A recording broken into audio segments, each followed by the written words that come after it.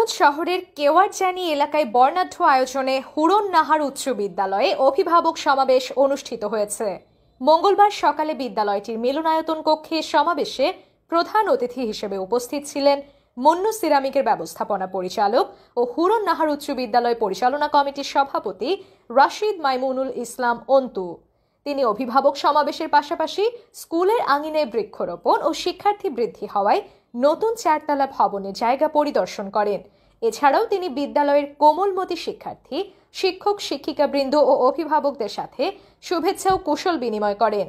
জানা যায় 1987 সালে মানিকগঞ্জ জেলার হরিরামপুর উপজেলার আন্ধারমানিক এলাকায় মুন্নু গ্রুপের প্রতিষ্ঠাতা চেয়ারম্যান ও সাবেক সংসদ সদস্য মরহুম হারুনুর রশিদ খান মুন্নুর স্ত্রীর নামে নামকরণ করে এই বিদ্যালয়টি প্রতিষ্ঠা করেন তিনি। পরবর্তীতে পদ্মার ভাঙনজনিত সমস্যার কারণে 2004 সালে মানিকগঞ্জ পৌরসভার কেওয়ারজানি এলাকায় বিদ্যালয়টি পুনঃপ্রতিষ্ঠা করেন।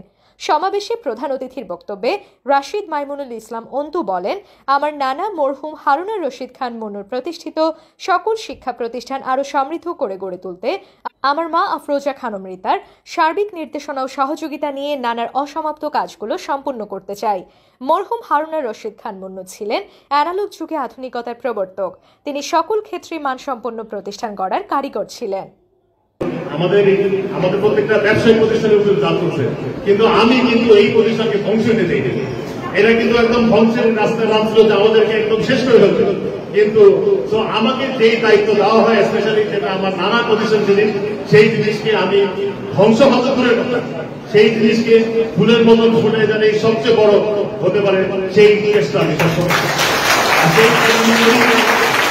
এটা আমার আপনাদের সবাইকে ধন্যবাদ আমাকে আজকে এখানে এত সুন্দরভাবে আমন্ত্রণ জানানোর জন্য। আমি আপনাদের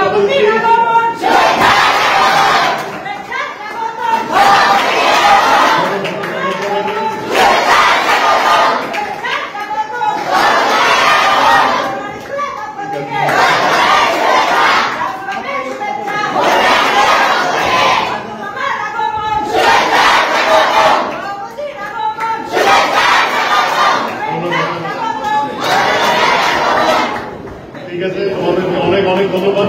দোয়া রইল সবার জন্য। সবাই ভালো থাকবেন, ইনশাল্লাহ আবার খুব শীঘ্রই দেখা হবে।